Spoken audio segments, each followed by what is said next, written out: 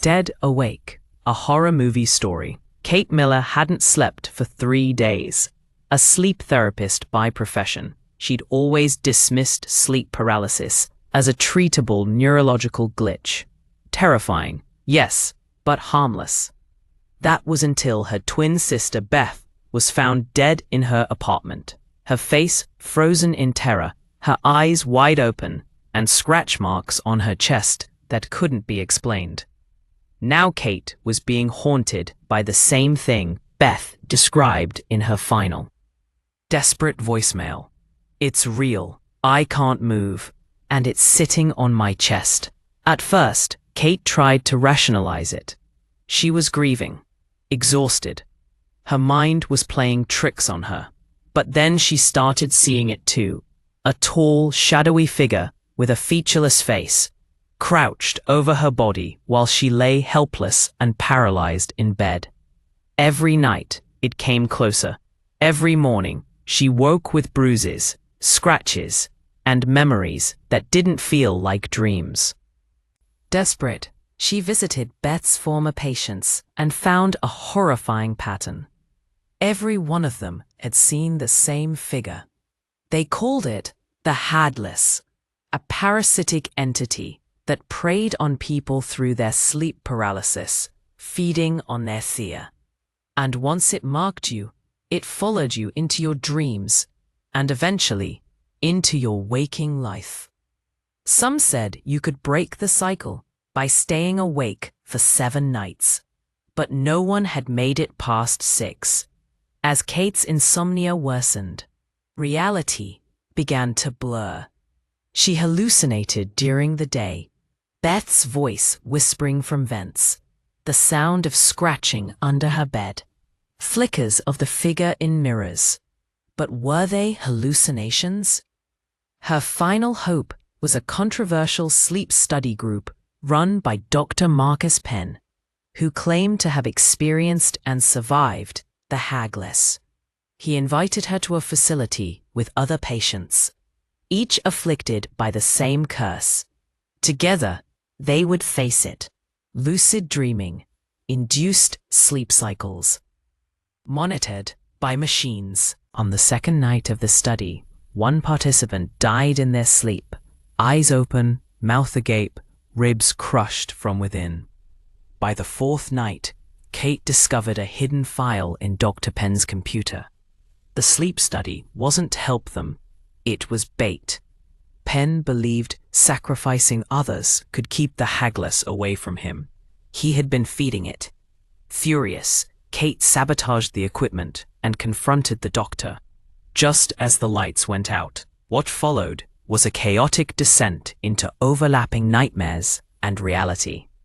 The group was trapped in a shared dreamscape, hunted by the Hagless through doorless hallways, shifting beds, and their worst memories. One by one, they vanished, swallowed in silence. Kate, the last one left, stood in a field of ash. The figure stood before her, and this time, she didn't look away. She stepped toward it. She woke up screaming, alone in her room, or so she thought. The shadows on her ceiling moved. Kate Miller had spent her entire adult life debunking myths about sleep. A respected neurologist specializing in parasomnia, she had appeared in documentaries, written papers, and assured hundreds of patients that sleep paralysis was a temporary, explainable condition. But nothing in her research had prepared her for what happened to her twin sister. Beth had always been sensitive, drawn to the unexplained, the occult. She was the one who believed in dreams, spirits, signs. They hadn't spoken in weeks before her sudden death. The police ruled it a stress-induced heart attack. But Kate had seen her sister's body. Eyes locked open, mouth stretched in a silent scream, chest bruised and sunken inward like something had been sitting on her.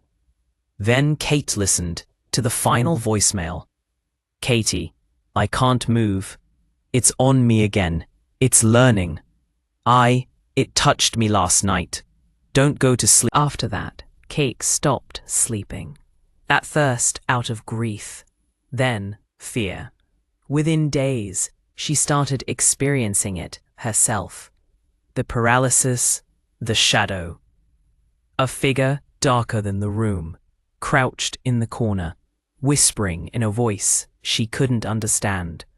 On the 5th night, it moved. On the 6th, it climbed onto her chest. She woke screaming, soaked in sweat, a deep bruise forming on her ribs. Kate did what she always did. She researched, and what she found chilled her more than the visions. Across forums, medical logs, even psychiatric notes, she was never meant to see. There was a pattern. People around the world had seen it, always during sleep paralysis, always escalating. They called it by many names: the Watcher, the Widow, the Hagless. One user wrote, "It doesn't just sit. It waits until you can see it. Then it moves. If you dream of it more than 7 times, it comes while you're awake." Kate dug deeper. All those threads ended abruptly.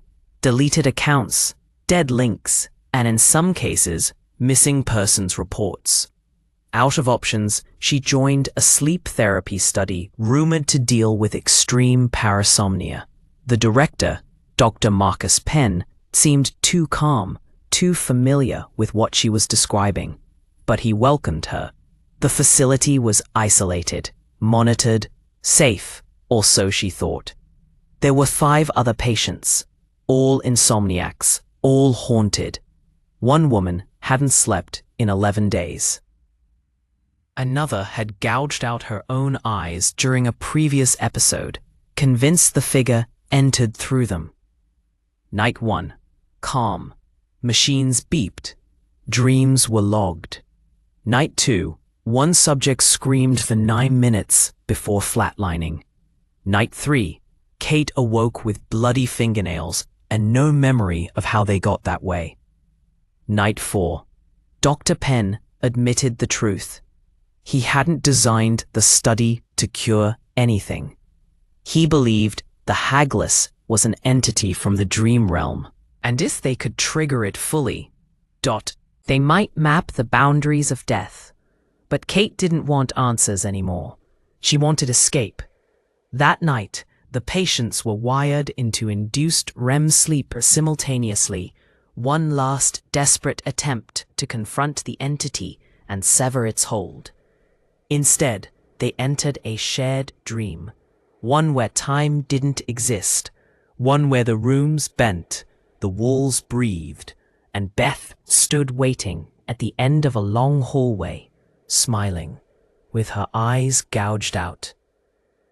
One by one, the patients were claimed, ripped from the dream, gone.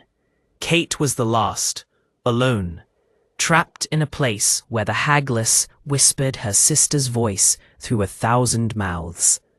Then she opened her eyes. She was in her apartment. Daylight. Silence.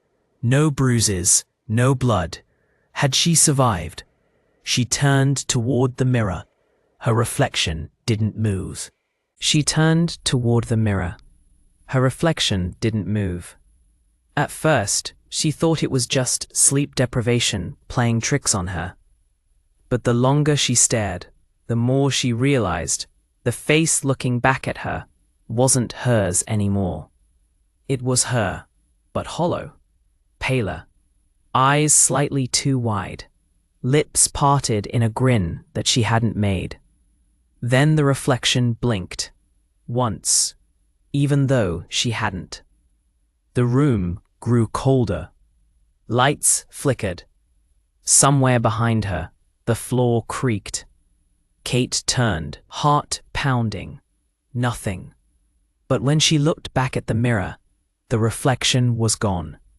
And in its place, a black smudge began to spread across the glass, like oil or ash bleeding from behind it. From deep within, something whispered, "You brought it back."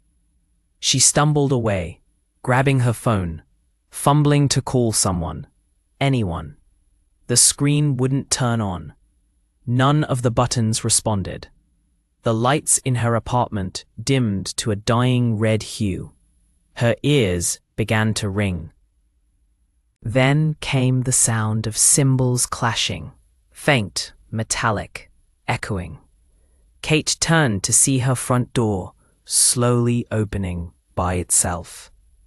And there, silhouetted in the hallway, stood a tall figure, motionless, watching, not in the dream, in the real world.